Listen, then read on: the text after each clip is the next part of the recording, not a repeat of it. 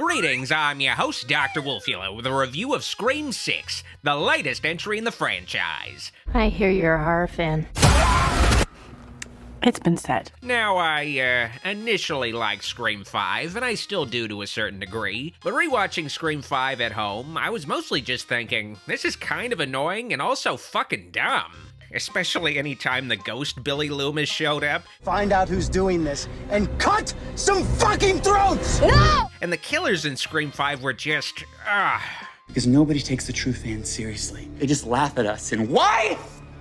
Because we love something? So with that in mind, and the fact that Scream 6 was coming out a year after its predecessor, I didn't go into this new one with any high expectations beyond hoping to have fun watching it. And I did have some fun watching it overall. But I also think Scream 6 is the worst entry in this franchise that has had some iffy entries, even under Wes Craven's supervision. Oh shit, Samba, it's that TV news shit, Connie fucking Chung! Now, this video isn't going to have any spoilers in it until close to the end, and I'll warn you before we get to the spoilers, but you know, the promotion of Scream 6 has been very vague on details about this movie's plot anyway. I tried myself to predict what happens in the movie based on pretty much nothing, and most of my predictions were entirely off. So you can definitely argue that any plot detail, no matter how small, is a spoiler. But with a movie like this, I'm just gonna categorize spoilers as who dies and who the killers are, and I won't get into any of that shit until the end of this vid. It never works out for the dipshit in the mask.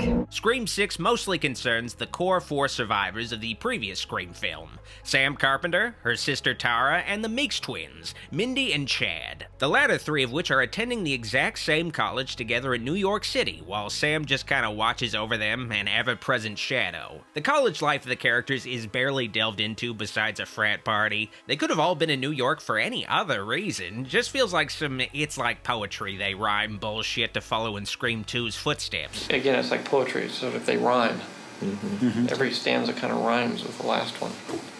You know, something I've really grown tired of with the Scream series that's really gotten old is instead of being meta-slashers aware of the tropes of horror movies at large, the Scream franchise has instead opted to be ultra-meta-slasher movies, largely referencing the in-universe Stab franchise based on its own events. So instead of relating the events of these Scream movies to the tropes of the slasher genre at large, these Scream movies instead have been focused on creating parallels between what's happening in the current movie and what happened in a previous Stab movie, which itself is based on something we saw in a previous Scream movie. So the whole meta thing now becomes, how will they subvert our expectations based on what we're already familiar with from an earlier Scream movie? It's like the Scream franchise has become a snake eating its own tail. It's no longer really commenting on what's going on in the horror genre anymore, and instead sees itself as a self-sustaining organism, just calling back to things that happened before in its own film series into infinity. What's the matter, Sydney? You look like you've seen a ghost. It really was the best choice for the movie.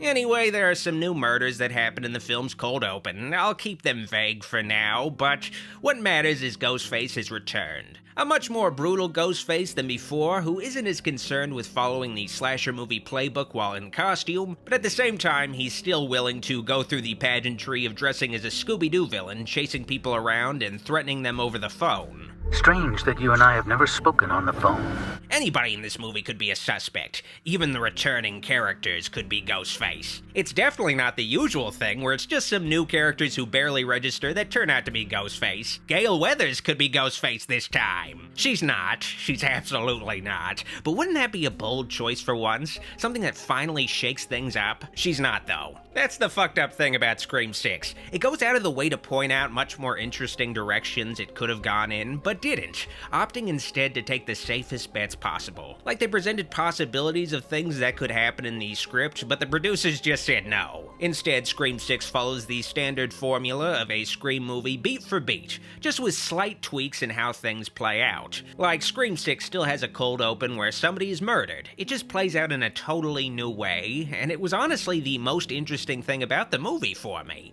It kinda went downhill after the cold opening to me. Scream 6 mainly concerns Sam Carpenter, who takes center stage in this movie, still coming to terms with her father being Darth Vader, Billy Loomis, one of the OG Ghostfaces. And if you're wondering, yes, they still show a goofy, de-aged Skeet Ulrich in this movie. Thankfully, though, it's handled a little more subtly this time around, where you only see Billy in a reflection a couple times. It's still an incredibly dumb aspect of these new Scream movies, though, and the nature of these Billy visions still isn't really addressed, whether or not it's supernatural in nature or just all in Sam's head. But if it is just in Sam's head, it really hammers home Hollywood writers not really understanding how mental illness actually works.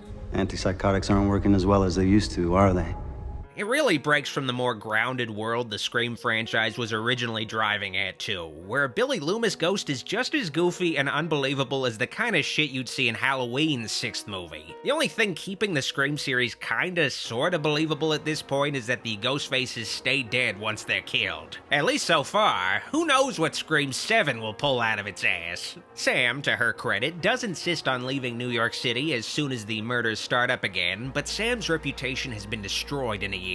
All of the murders that happened last time in Woodsboro have been pinned on her through a conspiracy theory, and Sam is the prime suspect in the new slayings. And nothing against Melissa Barrera as Sam, she does what she can with what's written, and has some fun when she can channel the Billy Loomis side of her, but really, all Sam has going for her is her connection to Billy Loomis, a legacy character. Otherwise, she's just kind of a more boring Sidney Prescott. Am I gonna be okay? Eventually. I should actually address the absence of Sidney. Neve Campbell made a big deal about not being paid fairly to appear in Scream 6, so she chose not to participate at all, and instead Sidney is just referenced by name, but never shown. Honestly though, besides a small cameo, I couldn't really see Sidney being in this movie at all. Sidney has only ever wanted to live a normal life. Ghostface isn't after her anymore. They had to kill Dewey just to bring her into Scream 5, and she doesn't give as much of a fuck about Gale. There's no reason for Sidney to go to New York and disrupt her happy life again. No offense, Dewey, I have no intention of ever setting foot in that town again.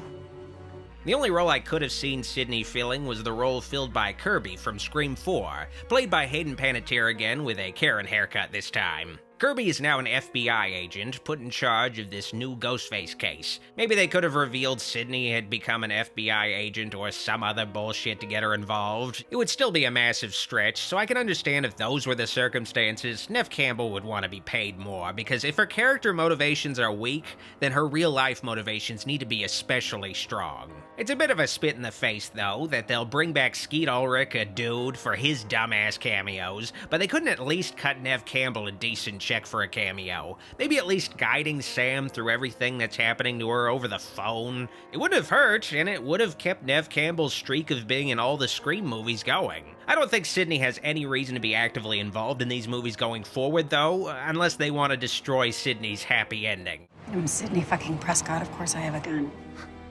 It is a shame, though. One of the big things that set the Scream franchise apart from its predecessors was that it felt like a saga concerning one character with a recurring cast of characters and the same director at the helm. And besides Scream 3, only one writer behind it all. It gave Scream as a franchise a certain level of credibility or even prestige that set it apart from other slasher franchises with a revolving door of stars, directors, and writers. You know, Jamie Lee Curtis has appeared in 7 Halloween movies at this point, more than half of the franchise, but there was no way she'd have the guts to do 5 Halloween movies in a row like Neve Campbell did with the Scream franchise. It made these Scream movies look like something worth watching because the same folks kept wanting to come back. Now it's just like, whatever, we'll let Neve Campbell talk shit about us in the press for not paying her. It's whatever, we'd rather save a buck. We're making Scream 6, not curing cancer. People will watch this shit regardless. This isn't like any other Ghostface. He's counting down to something. Now, I've been very negative so far, I know, but I will say that the Ghostface aspects of Scream 6 are pretty fun, though. This is indeed the most brutal version of Ghostface, and it's also the goriest Scream film. But I don't really care for that aspect as much. What I really liked about Scream 6 was the cat and mouse, the suspense surrounding Ghostface's murders. Ghostface with a shotgun in a convenience store feels like a totally real, scary situation to find yourself in. Now, something I was disappointed in with Ghostface was that the film doesn't fully take advantage of the possibilities of its Ghostface in this new backdrop. It takes place in New York around Halloween. There's even a plot point where Ghostface masks are selling like crazy. A lot of people are wearing Ghostface masks. You don't know how many Ghostface there could be in the movie. He could be anyone or everyone. He could attack from anywhere, but really, they only do something with that concept for one scene. The subway scene, and it does go on for a ridiculous amount of time, but it is pretty suspenseful. It takes its time building anticipation. Even if the trailer's already spoiled what happens, it's nice to see something like this in a Scream movie. It's not just about the kills, I appreciate it. I'll also say that Roger L. Jackson is great as always as the voice of Ghostface, and he gets to play the character a little differently, much more cold and aggressive. I'm something different. And the voice actually comes directly from Ghostface a lot more often in this one, when usually it's just a guy on a phone. I also appreciated a little Mojo Jojo cameo that appears in the movie, a reference to Roger L. Jackson's Hallmark Powerpuff Girls character. What's your favorite scary movie? Do you love— Oh, get out of here! There is nothing scary about him. We're moving on to the finale of this movie now, but first I have a message from my sponsor, me! Pledge to my Patreon today to support the channel, help it continue to grow, and you'll also get access to weekly movie nights every Sunday, and archive commentaries if you miss the movie nights live. Just $5 a month to get a movie night every week. Pledge to patreon.com/Dr. Wolfula if you're interested, and I thank you in advance. Alright, now we're reaching the part where I discuss spoilers. If you want to avoid spoilers, skip to this time code. You've been warned. What is this place? A shrine. Now, the most interesting twist in Scream 6 is in its opening scenes. Samara Weaving plays a college professor in a slasher movie class, which I guess is a thing that exists, and she's the first killed, which is ironic for me because I thought she was going to turn out to be the Ghostface. Really wasted Samara Weaving's time, wow. The Ghostface that kills the professor, though, is revealed right away to be that kid who played the shitty, expectation-subverting version of Flash Thompson from the MCU Spider-Man movies. Scream 6 essentially opens with two college student Ghostfaces beginning their killing spree, only for a separate contingent of Ghostfaces taking out this rival faction of Ghostface. So a Ghostface kills a Ghostface in the opening scene of this movie. Very clever, but the cleverness quickly runs out. Once the movie's real Ghostface takes over, things go like they usually do, just a little more violently than usual, but guess what? Gale becomes the target of Ghostface eventually, and the fight between them is pretty cool, but it ends in the most cowardly way possible. Instead of ending in either Ghostface or Gale killing the other, it ends in a tie where Ghostface seems like he kills Gale and gets away, but then it's revealed that Gale survives off-screen.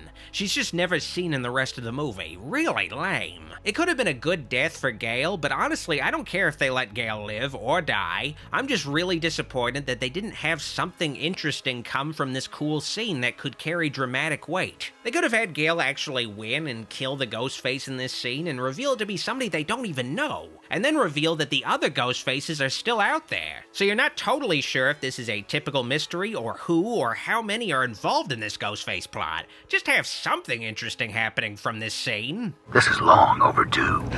Eventually, the movie builds to its finale, and if you've seen any Scream movie before, you know exactly how it plays out. We've got to lure him in. Maybe execute him. The gang this time used Ghostface's secret lair to lure him to them and trap him. This plan was orchestrated by Kirby, so she becomes the red herring briefly, but it's really revealed that Ghostface was the detective working on the case, along with his two kids, Quinn and that guy from Avatar 2. Man, Avatar 2 came out 3 months ago, and I've already forgotten what happens in that movie, but my god, the CGI water was something to behold. I'll never forget that water. The Ghostface detective was seeking revenge for the death of his son Richie, the previous movie's Ghostface played by Jack Quaid, and the detective managed to get his other kids on board for this wacky scheme, which is an insane stretch. But the craziest thing is that this isn't the worst thing a New York cop has ever done. But yeah, Scream 6 is doing the family seeking revenge shit that Scream 2 did with Billy Loomis's mom, and you know, you reach a certain point where you're not really being meta anymore. You're just openly admitting to not having any new ideas. It's called a makeover. You should try it. It's also sad too because Scream 1 and 4 are the only movies in this series with mysteries you can actually solve. The withholding of information always makes the reveals of these ghost faces these long, clunky monologues where they have to explain who they really are, what their motivations are, essentially solving the mystery for the characters and the audience. Making sense of shit that doesn't really make sense if you think about it, while having the slasher villains monologue like Bond villains about to launch a nuclear missile, when all they really should be doing is focusing on killing the rest of the motherfuckers in this movie. Doing the monologue at gunpoint thing once is a clever break from slasher formula, but doing it every single time since out of some misguided sense of tradition just gets old. It turns these movies into jokes where the punchline is always the same. God, why don't you stop your whining and get on with it? I've heard this shit before! Stop! The three ghost faces all die out of their mutual incompetence, holding together their plot in the end. But a little twist, though, is Sam dresses as Ghostface and takes out the detective, fully embracing the Billy Loomis killer inside her. But this is something they did in the first Scream movie, and I could see them doing this with Sam a mile away. Scream 6 actually ends with a sappy ending where Sam finally learns to let her sister Tara be her own woman, and yeah, all the legacy characters survive. The Carpenter sisters, Meeks twins, Kirby, and even Gale. It'll make when one of them maybe dies in Scream 7 so much more devastating, I guess, but probably not. Also, Danny, Sam's boyfriend, survives. I didn't really talk at all about Danny. He's just purely a red herring. Just not really much of a character. But he'll get to be in Scream 7, though. That's, you know, that's pretty cool, I guess.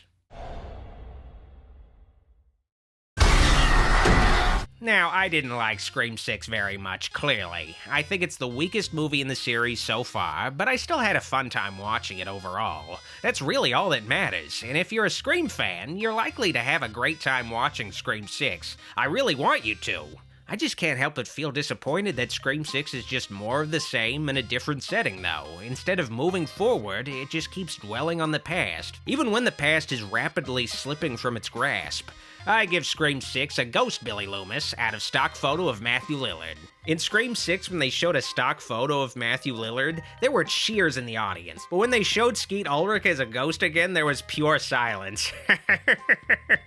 Finally, I want to give a special thanks to Kevin, who sent me the entire collection of Scooby-Doo Playmobil sets. These are some of the best gifts I've ever gotten from my fans, and it really made me happy feeling so appreciated. Thank you again, Kevin. This video is made possible through the pledges of my Patreon supporters, and I'd like to give a very special thanks to the kind folks pledged to my shoutouts tier. All of the support on Patreon means a lot to me, and it helps my dark influence continue to grow. If you like this video, like it, and if you loved it, click the subscribe and bell buttons for more vids. Be sure to also keep in touch by following me on social media at Facebook, Instagram, and Twitter at Dr. Wolfula. While I still have your attention, consider pledging to my Patreon to support the channel and get bonus content like previews, VIP Discord server access, private movie night streams, and credits in videos. Consider pledging at patreon.com/Dr. Wolfula. Also, check out official Dr. Wolfula t-shirts and other merch on tpublic.com/user/Dr. Wolfula. Thanks for watching. See you all next time. Dr. Wolfula signing out.